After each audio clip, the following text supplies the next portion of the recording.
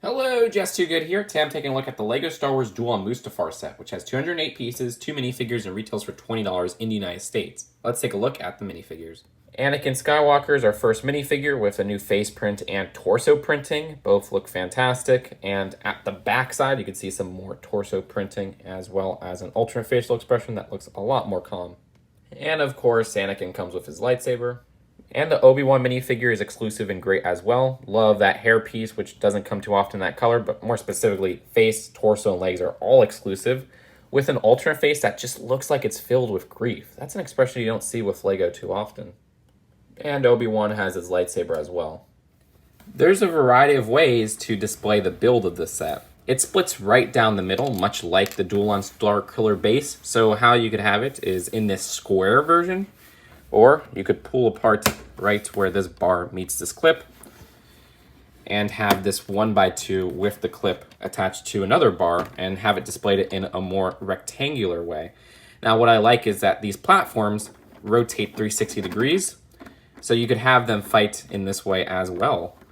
Anakin is on a mining droid from my understanding, where they use some clever pieces like the ice skates and even some 1x1 circular tiles to capture that look.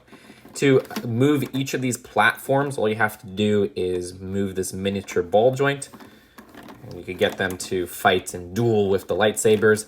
Unfortunately, Obi-Wan has the low ground here, but they don't include the build for his high ground. Like, come on.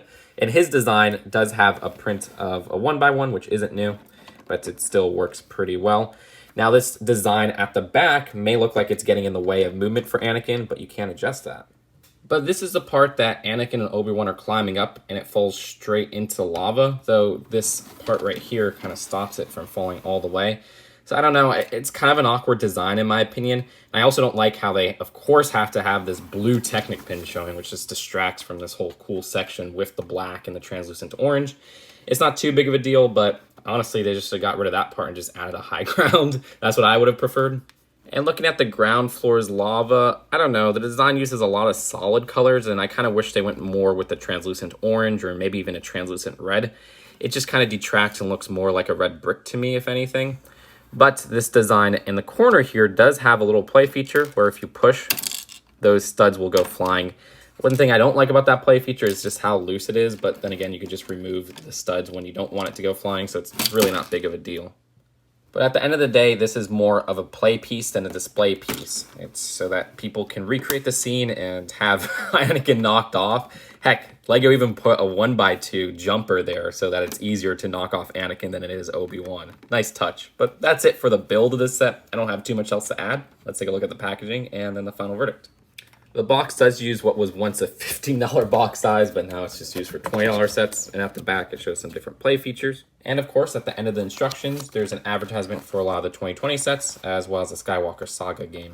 Here's the thing. I could judge this set as a display piece, and what it has going on here is pretty good for the most part. I love the function to split this right down the middle and have it either in this vertical or horizontal way, in how well this sliding feature integrates with both versions. I thought it would only be good in one way you display it, but no, they fully rotate and you could still have a really cool duel either way you have it.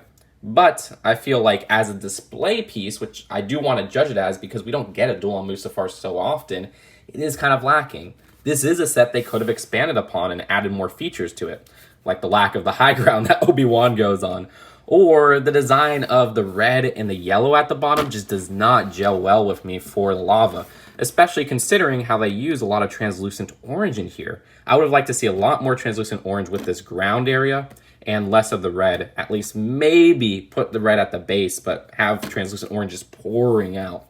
I don't know, maybe it's a small gripe, but to me that's kind of a big problem. Though I have to respect this as a $20 playset. And as a $20 playset, you get 2 exclusive minifigures, you get a very satisfying build for that price, and I hope to see more from the line in different iconic scenes. As it stands, I'll actually rate this one a B. Yeah, you guys probably weren't expecting that, but I do like this set more than I thought when I first saw it.